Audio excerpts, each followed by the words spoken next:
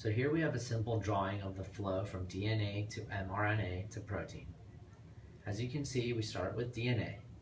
There's a promoter and terminator region within the DNA that tells the machinery when to start and stop transcription, which is the process of going from DNA to RNA. Those are the blue arrows. The area within the promoter and terminator is called the transcribed region.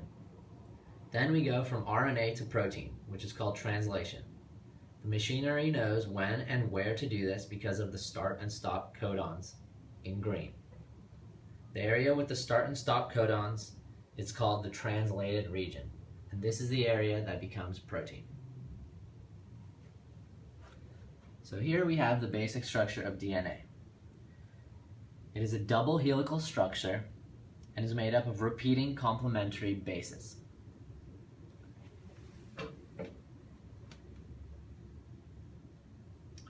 The nucleotide bases are A and T, C and G. Nucleotides have some basic rules. They're complementary, A with T, C with G. They have two ends like Legos, so they match up. Each have a 5' and a 3' end, which attach to their complement to form like a chair. In a single strand of DNA, all nucleotides go in the same direction. And finally, in a double strand, they go the opposite way, as you can see in the diagram. 5' to 3' and 3' to 5'.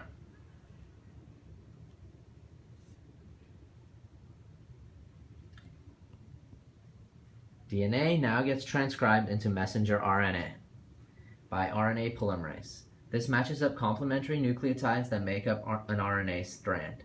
As you can see, we go from the DNA strand to the complementary messenger RNA strand in green. Notice, however, that messenger RNA does not have T's but U's instead. Next up is translation. Now the messenger RNA has to turn its sequence into protein.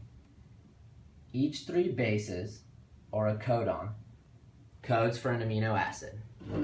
AAA here, GAU, and UCC. Those are 3 codons that code for amino acids.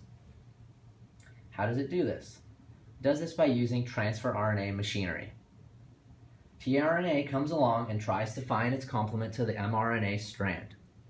The tRNAs are the black boxes here. The complement of the mRNA codon is called the anticodon on the tRNA. If the strands don't match up, the tRNA is rejected. This goes on until a complementary tRNA matches up.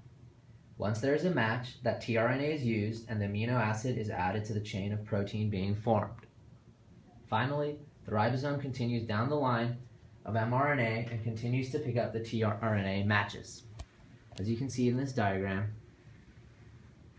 the codons on the messenger RNA are being matched with the anticodon on the tRNA, which is linked to an amino acid. Once those are linked, they form a protein chain.